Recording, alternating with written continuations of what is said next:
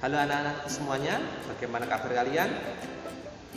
Tentunya Pak Indun berharap anak-anakku semuanya dalam keadaan sehat walafiat dan selalu bersemangat walaupun kita masih belajar dari rumah.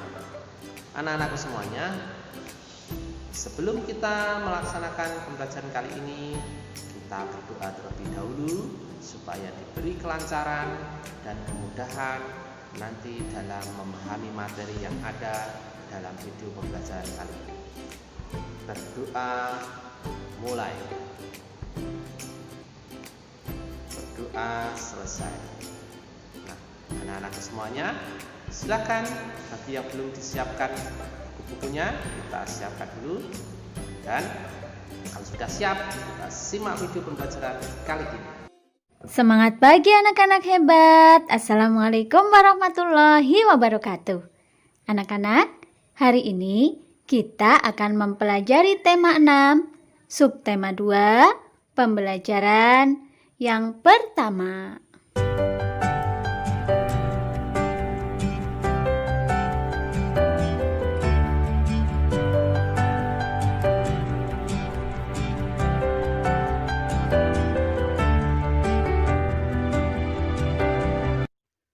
Minggu siang, Siti ikut ibunya ke balai desa.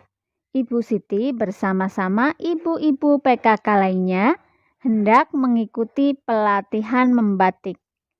Pelatihan membatik diprogramkan oleh pemerintah desa tempat tinggal Siti. Pelatihan diadakan dengan tujuan untuk meningkatkan kesejahteraan masyarakat desa. Pelatihan membatik ini membuka peluang besar dalam menciptakan lapangan pekerjaan, sehingga ada hak masyarakat sebagai warga negara yang dapat terpenuhi. Hak yang dapat terpenuhi itu yaitu hak atas pekerjaan dan penghidupan layak bagi kemanusiaan.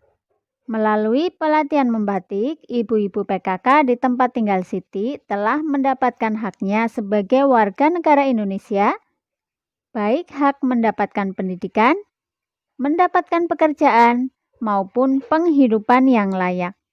Apakah sebenarnya hak itu? Hak sebagai warga negara Indonesia.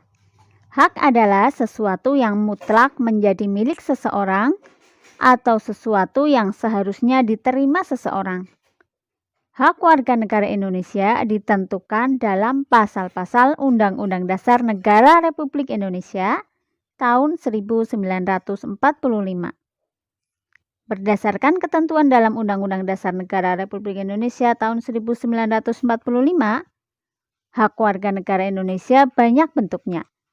Berikut beberapa bentuk hak warga negara Indonesia. Setiap warga negara Indonesia berhak mendapatkan perlindungan hukum. Hak ini dapat diperoleh warga negara Indonesia, salah satunya dalam bentuk perlindungan hukum saat menjadi saksi dalam perkara hukum.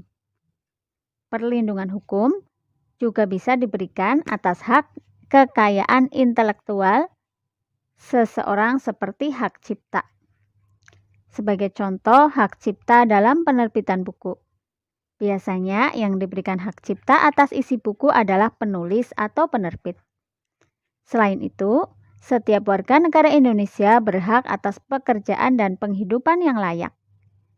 Hak ini seperti yang telah diperoleh ibu-ibu PKK di tempat tinggal Siti melalui pelatihan membatik. Melalui pelatihan membatik, diharapkan masyarakat khususnya ibu-ibu PKK bisa menciptakan lapangan pekerjaan demi meningkatkan kesejahteraan keluarga dan masyarakat. Satu lagi, hak warga negara yang tidak kalah pentingnya untuk mencapai tujuan nasional Indonesia yaitu hak memperoleh pendidikan dan pengajaran.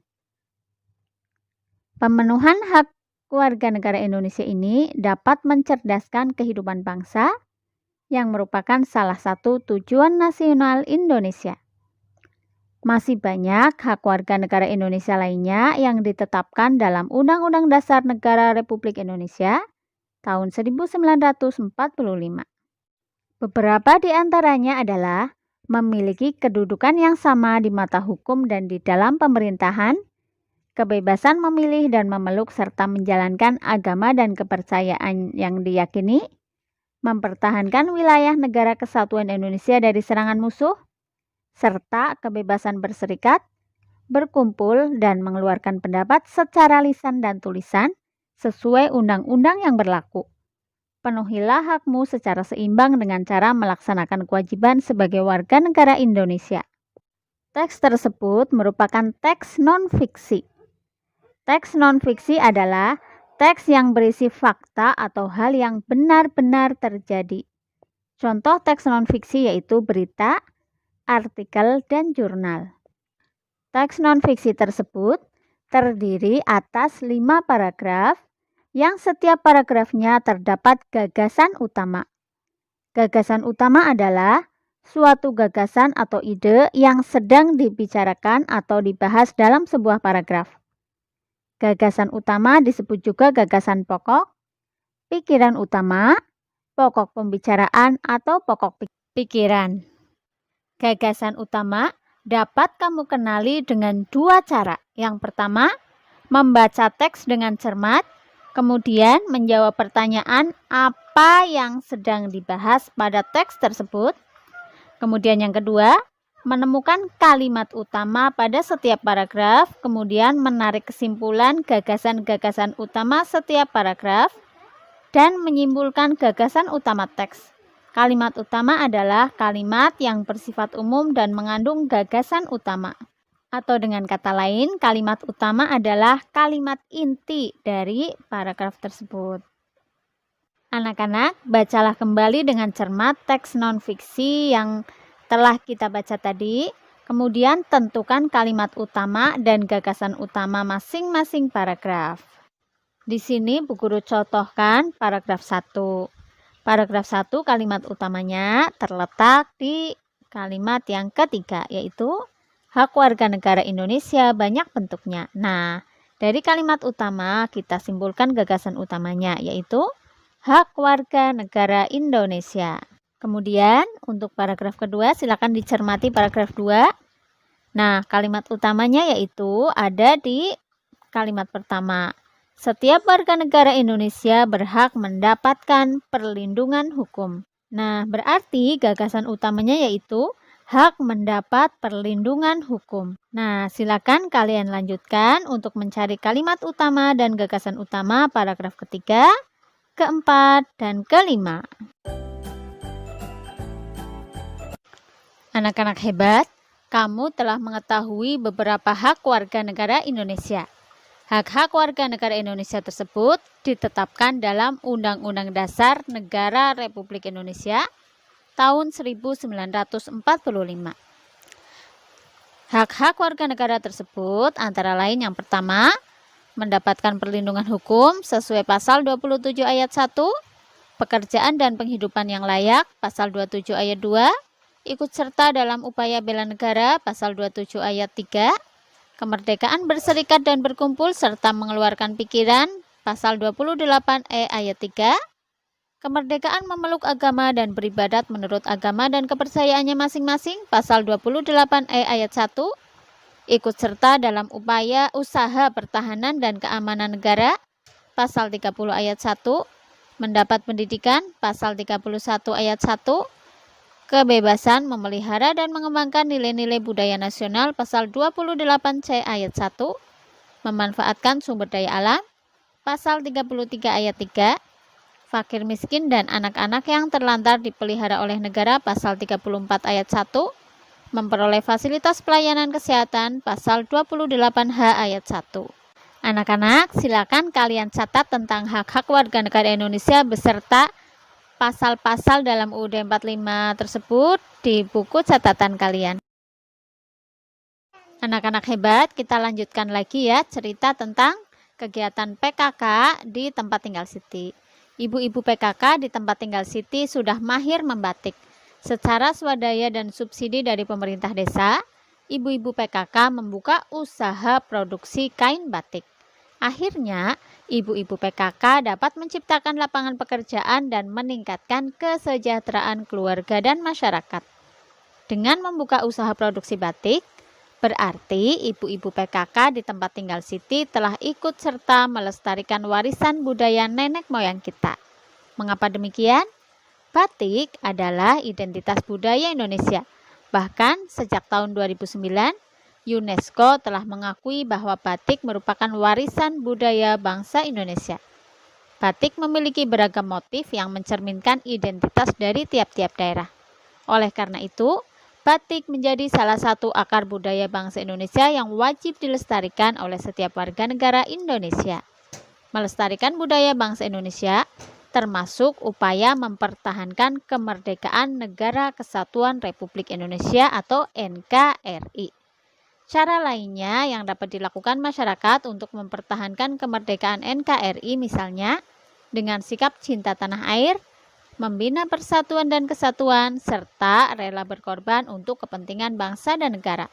Setiap warga negara Indonesia berhak dan wajib ikut serta dalam usaha mempertahankan kemerdekaan NKRI. Tulislah perilaku-perilaku warga negara Indonesia yang mencerminkan sikap cinta tanah air, membina persatuan dan kesatuan, serta rela berkorban untuk kepentingan bangsa dan negara sebagai upaya mempertahankan kemerdekaan NKRI.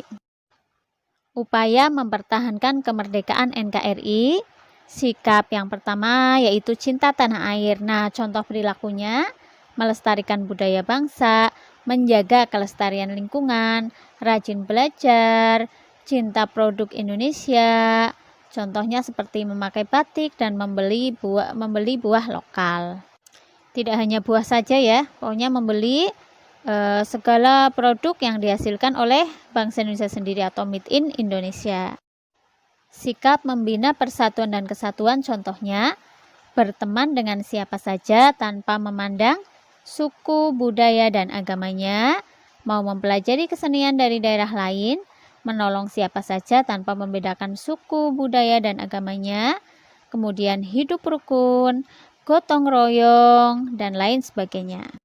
Sikap rela berkorban, contoh perilakunya yaitu bersedia menolong dengan tenaga, pikiran, dan harta, menolong tetangga yang terkena musibah, kemudian mendahulukan kepentingan umum dibandingkan dengan kepentingan diri sendiri atau pribadi, kemudian ikut menjaga ketertiban dan keamanan lingkungan, dan lain-lain.